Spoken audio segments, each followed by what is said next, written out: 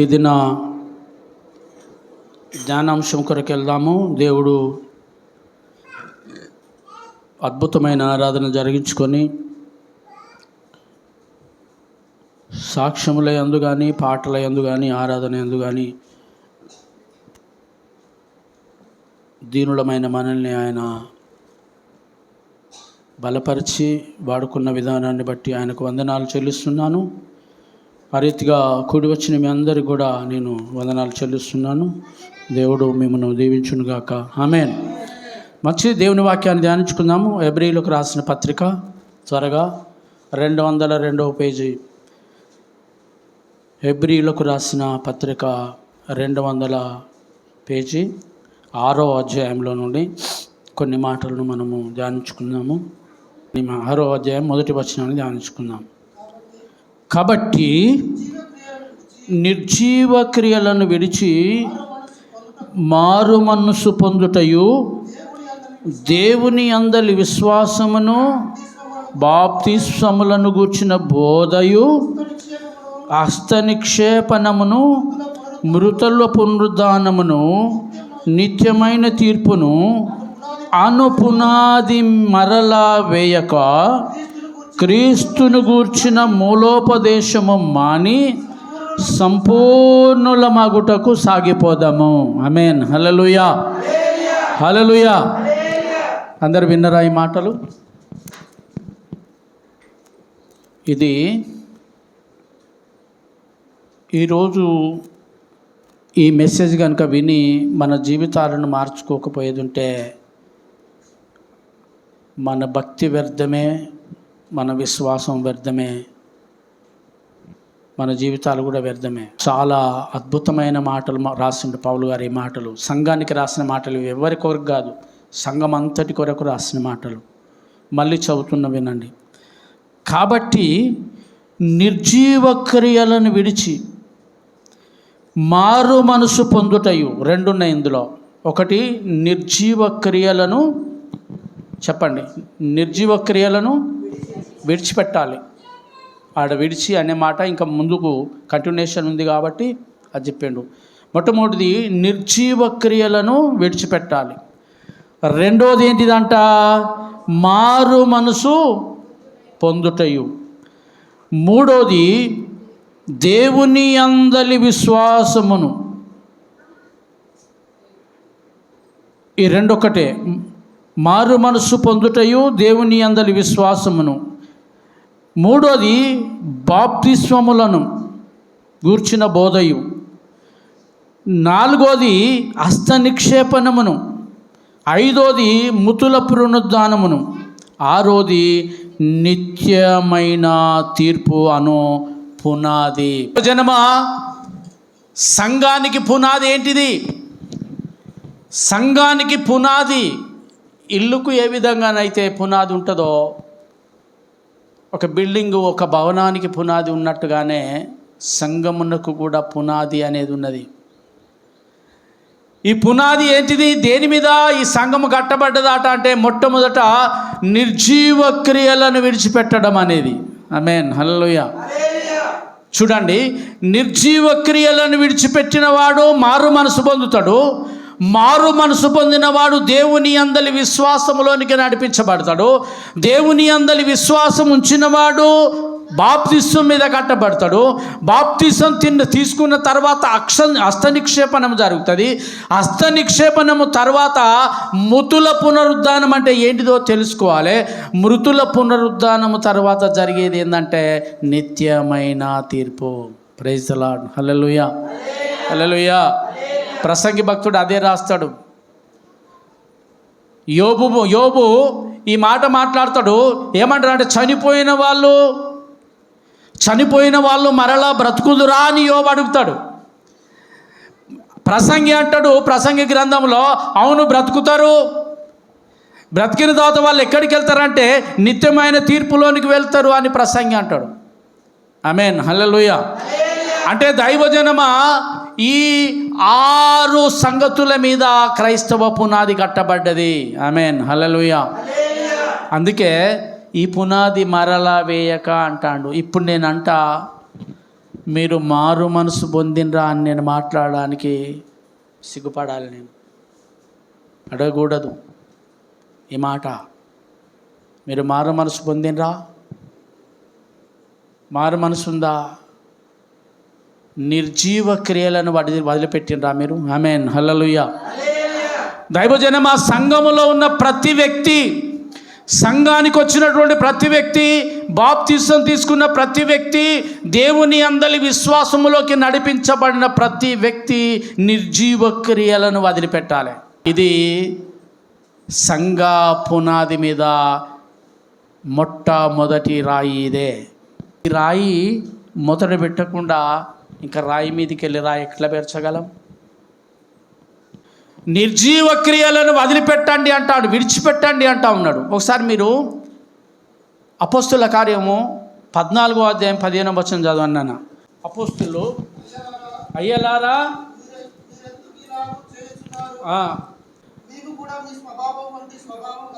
మేము కూడా మీ స్వభావము వంటి స్వభావము గలవారమే. మీరు మీ వ్యర్థమై, ఇవేంటి అంటే నిర్జీవ క్రియలు అంటే వ్యర్థమైనవి. ఆమేన్, హల్లెలూయా. నా వైపు చూడండి. నేను అంటున్నా సంఘ పునాది ఈ 6 విషయాలైతే అందరూ నేను చెప్పిన తర్వాత మీరు మళ్ళీ చెప్పాలి నాకు. మొట్టమొదటి విషయం ఏంటిది? సంఘము పునాది వేయడానికి రాళ్ళు ఇవి, పునాది రాళ్ళ లాంటి ఈ మాటలు. మొట్టమొదటిది ఏంటిదంటే నిర్జీవ క్రియలను విడిచిపెట్టి, రెండవది మారు మనసు, దేవుని యందలి విశ్వాసం. మూడవది ఏంటిది అంటే బాప్తిసం. చెప్పండి, మూడవది ఏంటిది? బాప్తిసం. నాలుగవది ఏంటిదో చెప్తారా? నాలుగవది హస్త నిక్షేపణము. ఐదవది ఏంటిది అంటే మృతుల పునరుద్ధానము. ఆరవది ఏంటిది అంటే నిత్యమైన తీర్పు. ఈ 6 విషయాలు సంఘములో ఉన్నాయి. ఈ 6 విషయాలను కలిగి ఉంటేనే సంఘము బలమైన సంఘము అనేది దేవుని బిడ్డలారా మీరు తెలుసుకోవాలి. ఈ 6 విషయాలు ప్రతి విశ్వాసులో ఇవి ఉండాలి. ఇవి లేకుండా మీరు పునాది మీద కట్టబడిన వారు కానే కాదు. ఆమేన్. ఈ పునాది ఎవరు వేసినా అంటే అపోస్తలులు వేసిన పునాది ఇది. అపోస్తలులు ఆది సంఘంలో అపోస్తలులు వేసినటువంటి ఈ పునాది మీద మనం కట్టబడాలి. ఇప్పుడు మొట్టమొదటిది నేను మిమ్మల్ని అడుగుతున్నా, నిర్జీవ క్రియలను ఏం చేయాలంట? విడిచిపెట్టాలి.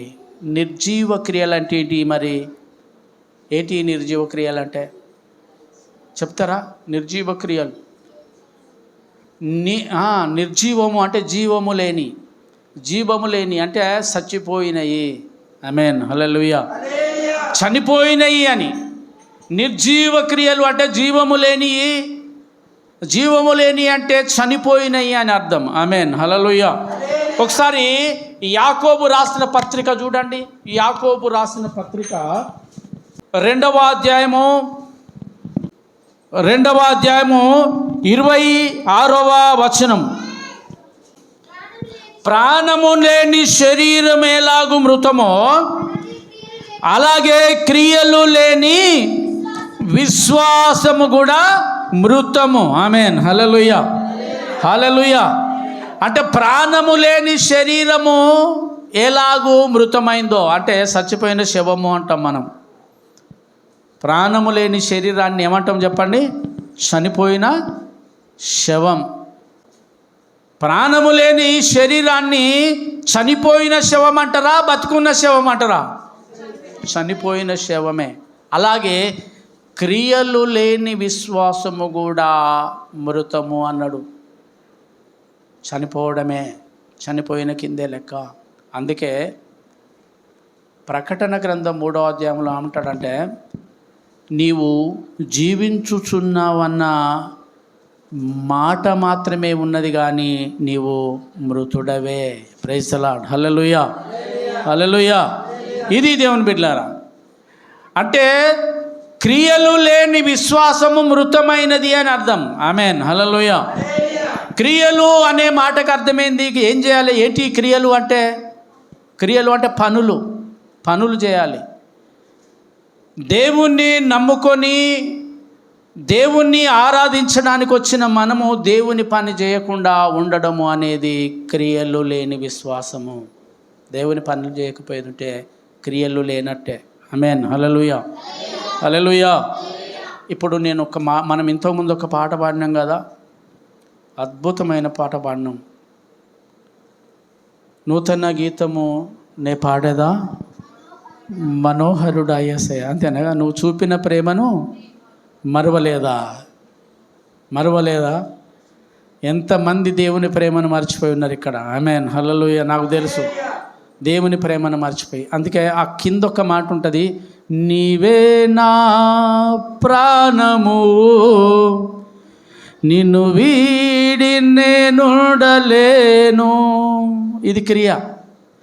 దేవుడు నీకు ప్రాణమైతే దేవుణ్ణి విడిచి మనం ఉండలేం. ఆమేన్, హల్లెలూయా. దేవుడు మనకు ప్రాణం అని పాడుతూ ఉన్నాం కదా, అంతేనా కదా? నువ్వే నిజంగా మన ప్రాణం ఆ దేవుడు. ఇది అబద్ధం కాదా? నేను అందుకే పోయిన వారం చెప్పిన, అన్యులు అబద్ధాలు మాట్లాడతారు, క్రైస్తవులు అబద్ధాలు పాడతాం మనం అంతే. నిజంగా నీవే నా ప్రాణము, ఎంతవరకు నిజం ఈ మాట? నిన్ను వీడి నేను ఉండలేను, నిజమా ఇది? ఇంకో పాట కూడా పాడినాం మనం. ఏమనంటే, వేణోళ్ళ కొనియాడిన నా ఆశలు. నిజం చెప్పండి, స్తుతి ఆరాధనలో ఎవ్వరూ పాట పాడకుండా లేరా? నోరు తెరవకుండా ఉన్న వాళ్ళు ఉన్నారు. వాళ్ళు అబద్ధం పాడిండ్రు కదా, అవే నిర్జీవ క్రియలు అంటే అవే. ప్రైజ్ ది లార్డ్, హల్లెలూయా. వీటిని నిర్జీవ క్రియలు. ఇంకో మాట చూద్దాం. హెబ్రీలకు రాసిన రోమాపత్రిక 14వ అధ్యాయము 22వ వచనాన్ని నేను చదువుతున్నా. నీకున్న విశ్వాసము దేవుని ఎదుట నీ మట్టుకు నీవే ఉంచుకొనుము. తాను సమ్మతించిన విషయంలో తనకు తానే తీర్పు తీర్చుకొనని వాడు ధన్యుడు. ఆమేన్, హల్లెలూయా, హల్లెలూయా. ఇదేంటిది? మన విశ్వాసాన్ని అనేకులు చూడాలని.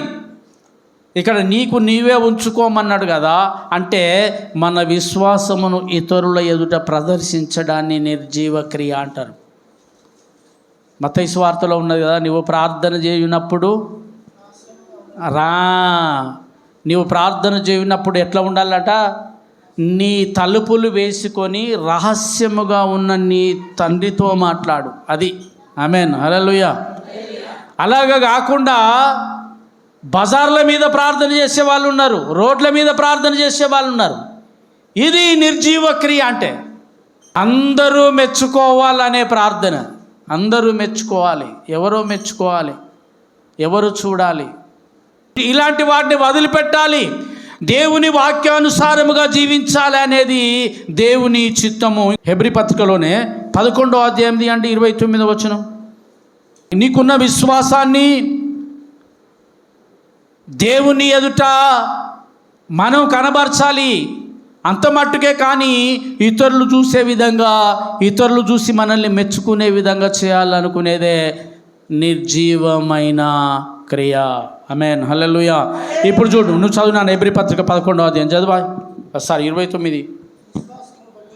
విశ్వాసమును బట్టి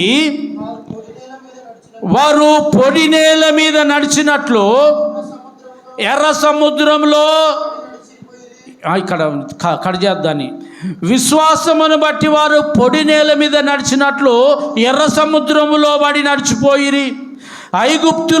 ఐగుప్తీయులు అలాగు చేయ చూసి మునిగిపోయిరి. అర్థమైందా మీకు ఈ మాట? విశ్వాసమును బట్టి ఇశ్రాయేలీయులాట ఎర్ర సముద్రములో పడి దాటేటప్పుడు వారికి ఉన్న విశ్వాసము వలన ఎర్ర సముద్రము పొడి నేలగా మారిపోయిందంట. ఇద్దరు నడిచింది ఇక్కడ, మీరు చూడండి. ఒకటేమో మొట్టమొదట ఇశ్రాయేలీయులు ఆ సముద్రంలో పడి దాటిపోతూ ఉంటే, వీళ్ళు ఎర్ర సముద్రంలో అడుగు పెట్టగానే ఎర్ర సముద్రము 2 పాయలుగా చీరిపోయింది. కారణం ఏంటంటే, వీళ్ళు దేవుని మీద విశ్వాసం ఉంచారు కాబట్టి, దేవుని మాట నమ్మిండ్రు కాబట్టి. దేవుడు చెప్పిండు మీరు వెళ్ళండి, అక్కడ ఏమని రాసి ఉంటుంది అంటే సాగిపోండి అని రాసి ఉన్నది. మీరు సాగి వెళ్ళండి. ఆ మాట మీద ఇశ్రాయేల్ ప్రజలు దేవుని మీద విశ్వాసం ఉంచారు. ఆయన మాట నమ్మినరు కనుక వారు ఎర్ర సముద్రంలో అడుగుపెట్టగానే ఎర్ర సముద్రం 2 పాయలుగా చీలిపోయింది. ఇక్కడ ఆడేమని రాసిందంటే ఇటు చూడండి, ఆడేమని రాసిందంటే ఐగుప్తీయులు కూడా అలాగు చేసి మునిగిపోయిరి. ఐగుప్తీయులు కూడా అలాగు చేసిరంట. అలాగు అంటే అర్థం ఏంటి అంటే మేము కూడా నడిచిపోతాం అనుకున్నారంట వాళ్ళు. దేవునితో సంబంధం లేదు వాళ్ళకు. అర్థమైందా? దేవుని మాట వారు వినేవాళ్ళు కాదు, దేవుని మీద విశ్వాసం లేదు వాళ్ళకు. కానీ వాళ్ళు ఏమనుకున్నారంటే ఇశ్రాయేలీయులు నడిచిపోతూ ఉన్నారు కదా, మనం కూడా నడిచిపోదామని చెప్పని వాళ్ళు కూడా ఎర్ర సముద్రంలో నడవడానికి ప్రయత్నం చేయగానే ఎర్ర సముద్రము వాళ్ళందరినీ ముంచేసింది. ఇది నిర్జీవ క్రియలంటే. విశ్వాసము లేకుండా నడిచిండ్రు వాళ్ళు, విశ్వాసము లేకుండా ప్రయత్నం చేసిండ్రు, విశ్వాసము లేకుండా ముందుకు వెళ్ళాలని చూసిండ్రు. కానీ అక్కడ వారిలో విశ్వాసము లేనందున ఎర్ర సముద్రం వాళ్ళని ఏం చేసిందంట, ముంచి వేసింది. అని అర్థం ఏందో తెలుసా? ఇతరులను అనుకరించకూడదు. వాళ్ళు చేసిండ్రు కదా, మనం కూడా చేద్దాం. ఆమేన్, హల్లెలూయా. అర్థమైందా? వాళ్ళు చేసిండ్రు కదా, మనం కూడా చేద్దాం. చాలా సంఘాలు ఉన్నాయి ఈ కాలంలో. చాలా సంఘాలు ఊదుబత్తీలు ముట్టించే వాళ్ళు ఉన్నారు తెలుసా? చర్చిలలో ఉన్న ఊదుబత్తులు ముట్టిస్తూ ఉన్నారు సంఘాలలో.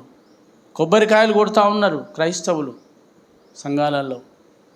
ఒకసారి జడ్సన్ అబ్రహాం గారి ప్రేయర్ విన్నారా మీరు? జడ్సన్ అబ్రహామయ్య గారి పేరు విన్నారా? ఆయన ఏమంటాడు? టచ్ అంటాడు ఇట్లా, అంతేనా? ఇంకో మాట ఏమంటాడు? ఇంకో మాట ఏదో అంటాడు. నేను చిన్నపూర్ సంఘంలో చూసినప్పుడు ఒక యవనస్తుడు ఆయన ఎట్లా అనేదో ఈయన అట్లే అనేది, ఆయన ఎట్లా అనేదో ఈయన అట్లా అనేది. అరే ఆయనకి ఎక్కడ, ఆయన పవర్ ఎంత, మనం ఎంత?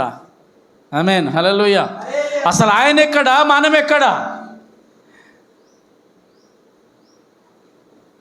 వీడు ఎవడు చూడకపోతే తాళ్ళలో పోతాడు, తాగుతాడు, వస్తాడు. ఇప్పుడు వీడు కూడా సంఘంలోకి వచ్చిన తర్వాత ఏమంటాడు? జీసస్ టచ్ అంటాడు. ఇవి అనుకరించడం నిర్జీవ క్రియలు ఇవన్నీ. ఆయన అన్నాడు కదా, అంతేనా కదా? ఆయన అన్నాడు కదా, ఆయన చేసిండు కదా, మేము కూడా అట్లనే చేస్తాం. వీటిని నిర్జీవ క్రియలు అంటారు. వాళ్ళు చేసిండు కదా, మనం కూడా చేద్దామనేది నిర్జీవ క్రియలు. దేవుని బిడ్డలారా, ఇవి పారంపర్య ఆచార క్రియలు కూడా నిర్జీవ క్రియలే. ఆమేన్, హల్లెలూయా. ఆచార క్రియలు అంటే మన వాళ్ళు చేసిండ్రు, వెనకటి చేసినవి చూసినా వాటిని ఇంకా మర్చిపోకుండా గనుక నువ్వు కొనసాగిస్తే అవి నిర్జీవ క్రియలే. నాకు ఒక సహోదరి ఈ మధ్యనే చనిపోయిన కాడికి వాళ్ళు ఇట్లా చేయమన్నారు, వీళ్ళు అట్లా చేయమన్నారు అయ్యా, కానీ మేము అవేం చేయలేదు. ఆమేన్, హల్లెలూయా. ఇది కదా విశ్వాసం. అది విశ్వాసం అంటే దేవుని బిడ్డలారా. మార్కు సువార్త 12వ అధ్యాయము 12:20 చదవండి నాన్న. 12:20 చదవండి. 7 సహోదరులుండిరి. మొదటివాడు ఒక స్త్రీని పెళ్లి చేసుకొని ఏమైందట? సారీ, 3వ వచనం చదువునా. 12:3 చదవండి. మరలా అతడు మరి ఒక దాసుని వారి యొద్దకు పంపగా వారు వాడి తల గాయము చేసి అవమానపరిచిరి. చాలు. హల్లెలూయా, హల్లెలూయా. ఎవరు వీళ్ళు అంటే యేసు ప్రభు దాసులలో కొంతమందిని పంపించిండు ఎక్కడికి? లోకంలోకి పంపించిండు. ఆమేన్, హల్లెలూయా. వాళ్ళు ఏం చేసినంటే దేవుని మాటలు వినకుండా అతనిని గాయపరిచిరి. ఇది మీకెందుకు చెప్పాల్సి వచ్చిందంటే మనము మాట్లాడే మాట ఇతరులను శరీరం మీద గాయము చేయకపోవచ్చు, కానీ వాళ్ళ మనసులకు గాయాలు చేసే మాటలు ఏంటి అంటే నిర్జీవ క్రియలు. ఆమేన్, హల్లెలూయా. మాటలతో గాయాలు చేస్తాం మనం. అర్థమైందా? చేతులతో చేసే గాయాలు కాకుండా మాటలతో దేవుణ్ణి నమ్ముకొని బాప్తిస్మములను ఈ పునాది మీద కట్టబడి మృతుల పునరుద్ధానం ఉన్నది అని ఎరిగి, దీనికి ఈ మాటకు తీర్పు ఉన్నది అని ఎరిగి, నిత్యమైన తీర్పు అని రాస్తుంది కదా, ఆ నిత్యమైన తీర్పు ఉన్నది అని తెలిసి కూడా మాటల చేత ఇతరులను గాయపరిచేటియే నిర్జీవ క్రియలు. ఆమేన్, హల్లెలూయా. ఇప్పుడు చూద్దాం. ఇప్పుడు మళ్ళీ రోమపత్రిక 12వ అధ్యాయంలోకి వెళ్దాము. రోమపత్రిక 12వ అధ్యాయం 11వ వచనము. ఆసక్తి విషయములో మాంద్యులు కాక ఆత్మయందు తీవ్రత గలవారై ప్రభువును సేవించుడి. చాలు, ప్రభువును సేవించు. హల్లెలూయా, హల్లెలూయా. ఇది సగము విశ్వాసము, పూర్తి విశ్వాసం కాదు ఇది. హల్లెలూయా. ఇది భయంకరమైన పాపము. దేవుని మాటలు వినేటప్పుడు జాగ్రత్తగా వినకపోవడము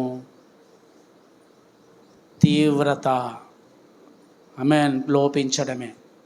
ఇక్కడ ఆసక్తి విషయములో మాంద్యులు కాక, మాంద్యులు అంటే ఏంటిది? మాంద్యులు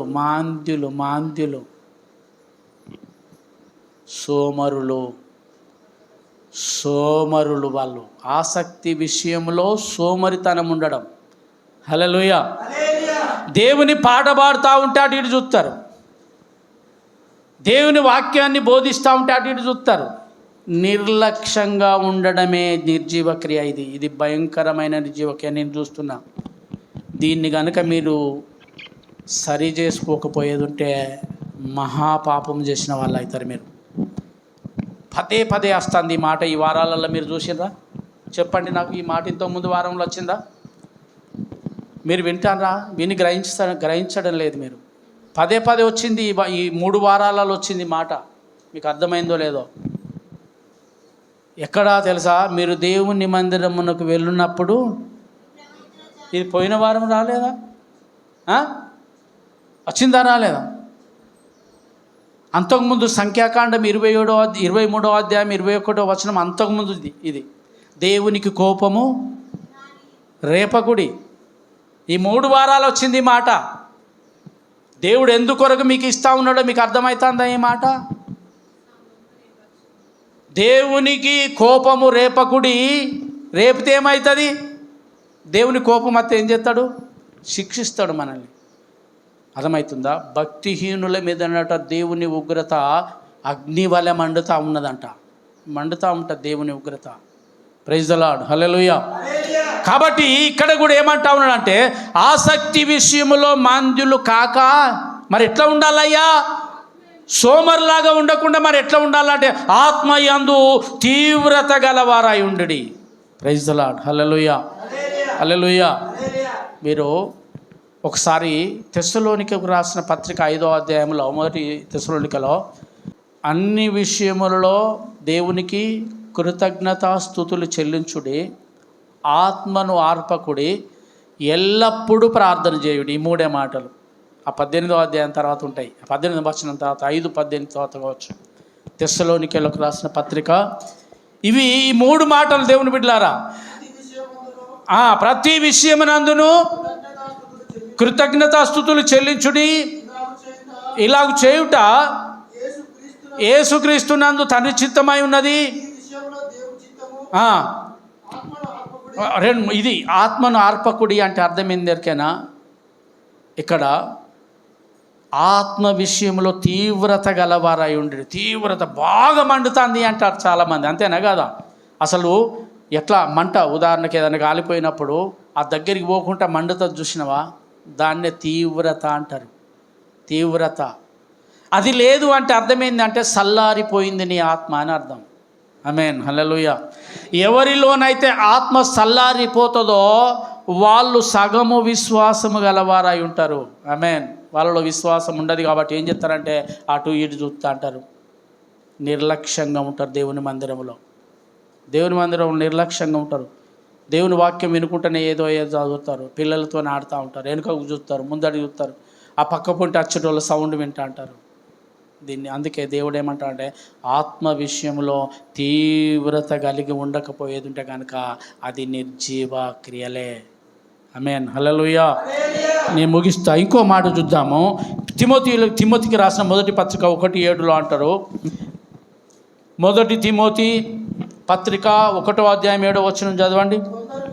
కొందరు వీటిని మానుకొని తొలగిపోయి తాము చెప్పు వాటినైనను ఇక్కడ నువ్వు చదువుతున్నావు, నిశ్చయమైనట్టు రూఢిగా పలుకు వాటినైనను గ్రహింపకపోయినను ధర్మశాస్త్రోపదేశకులై ఉండగోరి నిష్ప్రయోజనమైన మాటలకా. హల్లెలూయా, హల్లెలూయా. దేవుని మందిరములోనే ముచ్చట్లు.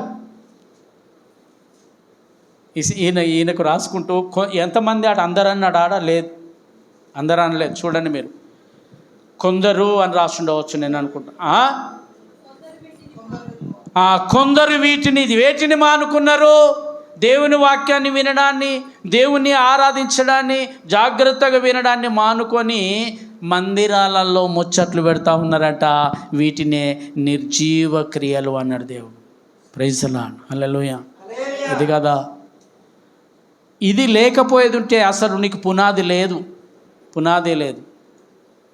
ఆమేన్, హల్లెలూయా. పునాది లేకుండా కట్టబడిన ఇల్లు ఎట్లుంటుంది? గట్టి ఉంటుందా? కూలిపోద్దా? కూలిపోతుంది అంతే. మన విశ్వాసం కూలిపోద్ది అంతే. విశ్వాసము కూలిపోయిన వాళ్ళని ఏమంటారంటే గాలికి చెదరగొట్టబడిన పొట్టు. వీళ్ళని విశ్వాసం లేకుండా దేవుని సన్నిధిలో అనాలోచితంగా ఏదో ఆలోచించుకుంటా మనసు ఎక్కడో పెట్టి వింటారు. వీళ్ళ లోపల ఆత్మ తీవ్రత లేదు, ఆత్మ తీవ్రత లేని వాళ్ళు వీళ్ళు. ఆమేన్, హల్లెలూయా, హల్లెలూయా.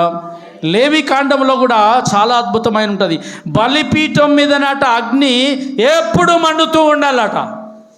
ప్రైజ్ ది లార్డ్, హల్లెలూయా. లేవి కాండంలో అంటాడు ఈ మాట. బలిపీఠం మీద 6వ అధ్యాయం 13వ వచనంలో ఉన్నది ఈ మాట.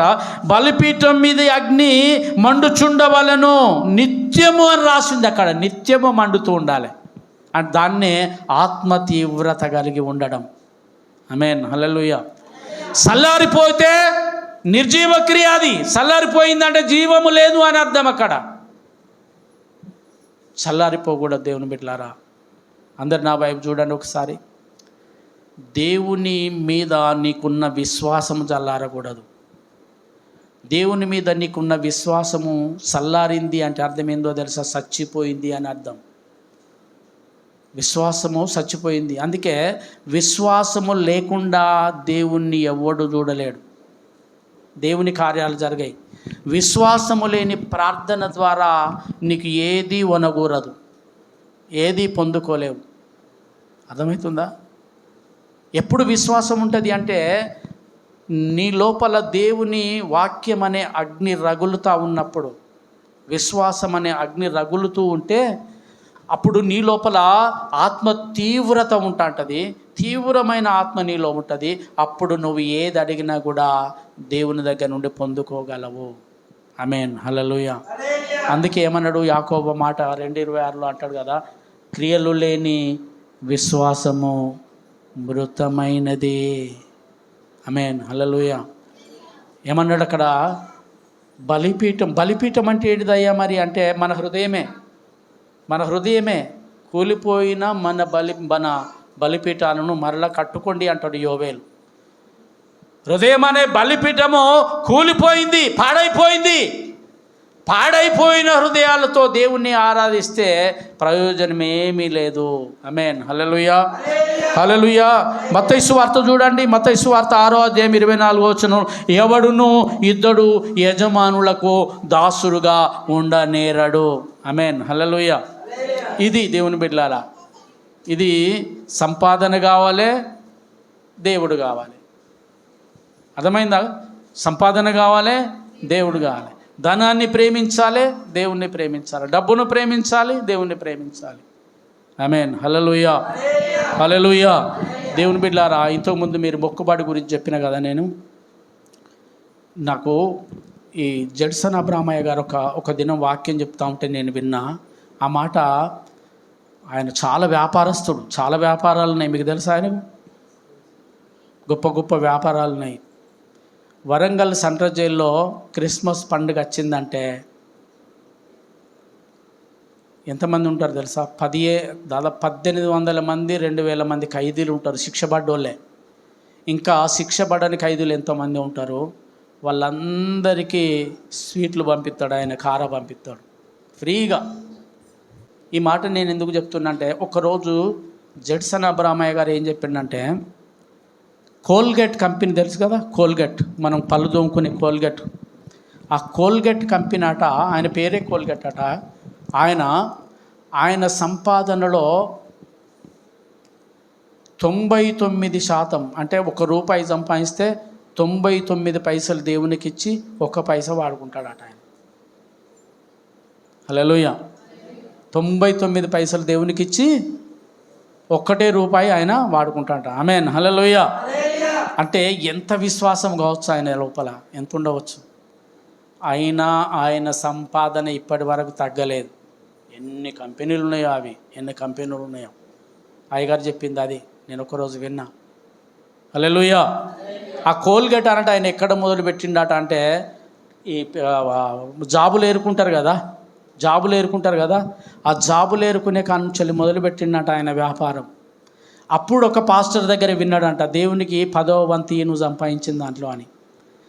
జాబులు ఏరుకునే దాంట్లో మొదలుపెట్టి 10వ వంతు ఇవ్వడము ఇప్పుడు ఎక్కడి దాకా వచ్చిందంటే, 10 ఇస్తే సరిపోతలేదు, 99 దేవునికి ఇస్తా ఉన్నాడు. 99 వంతు దేవునికి ఇచ్చి 1 వంతు ఆయన ఉంచుకుంటాడంట. ఆమేన్, హల్లెలూయా. ఇది దేవుని బిడ్డలారా విశ్వాసం అంటే అది. అబ్రాము దేవుని మాట నమ్మెను గనుక అది అతనికి నీతిగా ఎంచబడను అంటాడు. అబ్రాహాము దేవుని మాట నమ్మడం అంటే దేవుని మాట మీద విశ్వాసం ఉంచడం.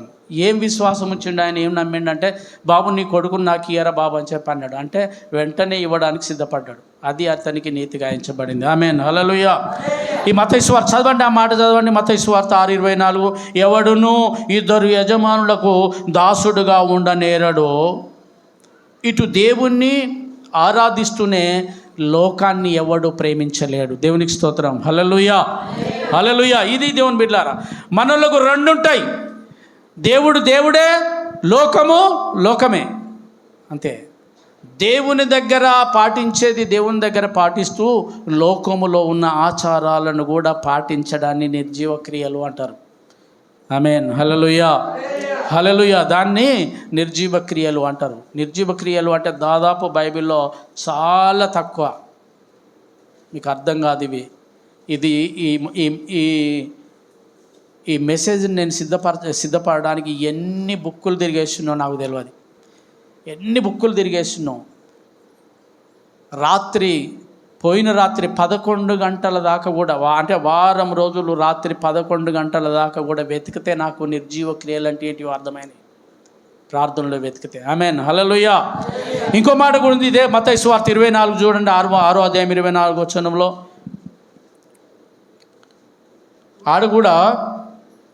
ఆడ కూడా ఇదే మాట ఉన్నదా చూడండి.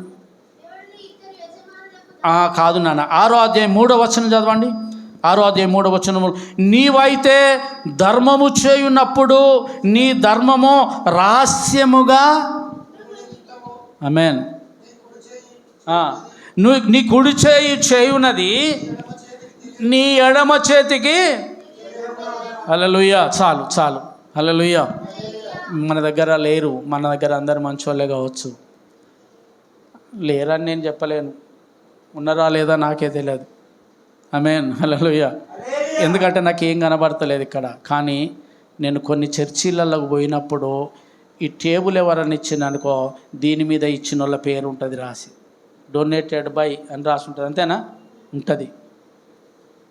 కొంతమంది ఫ్యాన్లు ఉంటాయి, ఆ ఫ్యాన్ల మీద పేర్లు ఉంటాయి. అంటే ఎందుకు రాసింది చెప్పండి ఆ పేరు? నేను ఇచ్చిన అని అందరికీ తెలవాలి. ఇది ఎవరిచ్చిందంటే నా పేరు అందరికీ తెలవాలని చెప్పాను. కానీ ఇక్కడ ఏమంటాడంటే నీవు ధర్మము చేయునప్పుడు ఏం చేయాలట? కుడి చేయి ఇచ్చింది ఎడమ చేయికి కూడా తెలియకుండా ఇవ్వాలంట. అందరూ చూడాలని చేసినటువంటి ధర్మమే నిర్జీవ క్రియ. ప్రైజ్ ద లార్డ్, హల్లెలూయా. ఇది నిర్జీవ క్రియ అంటే అందరూ చూడాలి, నేను ఇచ్చేది అందరు చూడాలి, అందరికి కనబడాలి అని. ఇంకా కనబడడం కాదు, అందరికీ చెప్తూ ఉంటారు, ఇది నేనే చేసిన, అది నేనే చేసిన, ఈ పని చేసిన, దేవుని కొరకు ఆ పని చేసిన. ఆమేన్, హల్లెలూయా. వీటిని వదిలిపెట్టాలి దేవుని బిడ్డలారా. చివరి మాట చదువుకుందాం ఒకసారి. యోహాను సువార్త 5వ అధ్యాయము. దేవుని వలన కాకుండా మనుషుల వలన మెప్పు పొందాలనుకోవడం కూడా నిర్జీవ క్రియనే. యోహాను సువార్త 5వ అధ్యాయం 44వ వచనం చదవండి త్వరగా. మొట్టమొదట 43 కూడా చదవండి. 43, 44. నేను నా తండ్రి నామమున వచ్చి ఉన్నాను, మీరు నన్ను అంగీకరింపరు. మరి ఒకడు తన నామమున వచ్చిన ఎడల మీరు అంగీకరింతురు. ఇక్కడ అద్వితీయ దేవుని వలన వచ్చు మెప్పు కోరక ఒక్కని వలన ఒకడు. ఇది దేవుని బిడ్డలారా, అంటే దేవుని వలన వచ్చే మెప్పును పొందుకోవాలి, కానీ ఇంకొకని వలన వచ్చే మెప్పు అది నిర్జీవ క్రియ. ఎవడో మెచ్చుకోవాలని. ఆమేన్, హల్లెలూయా, హల్లెలూయా. మన దగ్గర చిన్న సంఘం మనది కాబట్టి లేదు, కానీ చాలామంది పాస్టర్ పైడిపల్లిలో చూసిన నేను, లోకములో భయంకరమైన చెడ్డ పేరు ఉంటుంది, కానీ అతడు ఎప్పుడు పాస్టర్తోనే తిరుగుతాడు. హల్లెలూయా. ఎప్పుడు పాస్టర్తోనే తిరుగుతాడు. భోజనానికి పోతే పాస్టర్తోనే వచ్చి భోజనం చేస్తాడు. మన దగ్గర లేదు అవి. ఆమేన్, హల్లెలూయా. ఎందుకంటే మనకు భయం లేదు కాబట్టి మన దగ్గర లేదు. ఆమేన్, హల్లెలూయా. పెద్ద పెద్ద సంఘాలలో కానీ నేను చూసిన కాడికి, ఇతర సంఘాలలో కానీ ఏదన్నా ఫంక్షన్ జరిగిందంటే ఆ ఫంక్షన్కి వచ్చిన పాస్టర్లకు ప్రత్యేకంగా కనీసం వాళ్ళకు పెట్టే బుక్కెడైనా కూడా వాళ్ళ పక్కకు కూర్చోబెట్టి పెడతా అంటారు. వాళ్ళకు బుక్కే, వాళ్ళు తినేదాన్ని అందరిలో కాకుండా వాళ్ళకంటూ ఒక రూమ్ ఏర్పాటు చేసి ఆ రూమ్లో పెడతారు. ఇప్పుడు ఈ వ్యక్తి పాస్టర్తో పాటు వస్తాడు ఆ రూమ్లోకి. ఆమేన్, హల్లెలూయా. ఇది ఎందుకంటే నేను ఎప్పుడు పాస్టర్తోనే ఉంటా, నాకు పాస్టర్ దగ్గర అని అందరి దగ్గర మెప్పు పొందడానికి చేసే పనులు ఉంటాయి కదా, ఇవి నిర్జీవ క్రియలు. ఆమేన్, హల్లెలూయా. ఇది దేవుని బిడ్డలారా, అంటే సంఘములో ఉన్న ప్రతి విశ్వాసి ఈ పునాది మీద కట్టబడాలి. సంఘములో ఉన్న ప్రతి విశ్వాసిలో ఇప్పుడు మనం చూసినటువంటి ఈ నిర్జీవ క్రియలన్నింటినీ చంపేసుకోవాలి వాళ్ళు. ఆమేన్, హల్లెలూయా. వీటిని అన్నింటినీ చంపకుండా దేవునికి ఇష్టడుగా ఉండే వీలు లేనే లేదు. ఇది దేవుని బిడ్డలారా, నిర్జీవ క్రియలు మనలో ఉండకూడదు. ఈ నిర్జీవ క్రియలను చంపేసిన తర్వాతనే పునాది మీద రాయబడుతుంది. ఆమేన్, హల్లెలూయా, హల్లెలూయా. ఆ దేవుడు మనమందరం, పేతురు ఒక మాట అంటాడు, మనమందరం మాట దేవుని మందిరం అనే ఆడబట్టి సంఘములో సజీవమైన పునాది రాళ్ళుగా కట్టబడతా ఉన్నమాట. సజీవమైన పునాది రాళ్ళు. ఈ మందిరానికి పునాది వేసేటప్పుడు రాళ్ళు ఎత్తారు, ఒక్కొక్కటి వరుసగా పేర్చుకుంటూ పునాది వేసుకుంటూ పోతారు కదా. ఈ దేవుని మందిరంలో మీరు కూడా సజీవమైన పునాది రాళ్ళుగా కట్టబడతా ఉన్నారు.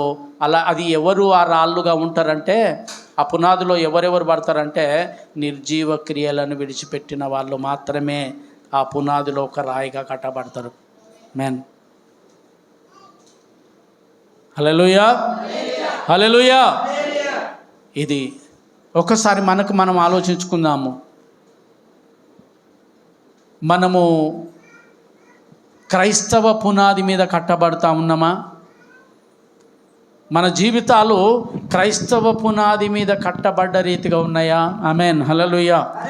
అన్నీ ఉన్నాయి. నేను చెప్పిన ఈ 6 విషయాలు సంఘంలో పునాదిగా ఉన్నాయి. ఏంటి అంటే మొట్టమొదటి చెప్తున్న నిర్జీవ క్రియలను విడిచిపెట్టడం, రెండవది ఏంటంటే మారు మనసు పొంది దేవుని అందరి విశ్వాసం ఉంచడం. మూడోది బాప్తిసము. బాప్తిసం తీసుకున్నారు కదా, అందరు తీసుకున్నారా లేదా? ఉన్నది. నాలుగవది హస్త నిక్షేపణ. ప్రార్థన చేయించుకుంటారు కదా, చేయబెట్టి చేయించుకుంటారా? ఇది ఉన్నదా లేదా? అంటే బాప్తిసం ఉన్నది, హస్త నిక్షేపణ ఉన్నది, మారు మనసు కూడా ఉన్నది. కాబట్టి దేవుని దగ్గరికి వచ్చింది. మీరు మారు మనసు లేకుండా దేవుని దగ్గర రాడు. బజారు మీద ఏమన్నా పిలుస్తాడా? ఎంతోమంది యవనస్తులు ఉన్నారు, రచ్చి కూర్చుంటారా, దిలుపులాగా కూర్చుంటారా, రా బాబు అంటే హల్లెలూయా రాలేరు కదా. మారు మనసు ఉంటేనే, అంటే దేవుని నమ్మి, దేవుని మారు మనసు ఉండి దేవుని అందరి విశ్వాసం కూడా, అరే దేవుని దగ్గరికి పోతే నాకు పని జరుగుతుంది, దేవుని దగ్గరికి పోతే నాకు దేవుడు సహాయం చేస్తాడనే దీన్ని ఏమంటారు అంటే దేవుని అందరి విశ్వాసం. అంటే పునాది రాళ్ళల్లో 5 ఉన్నాయి. ఒకటి ఏంటిది?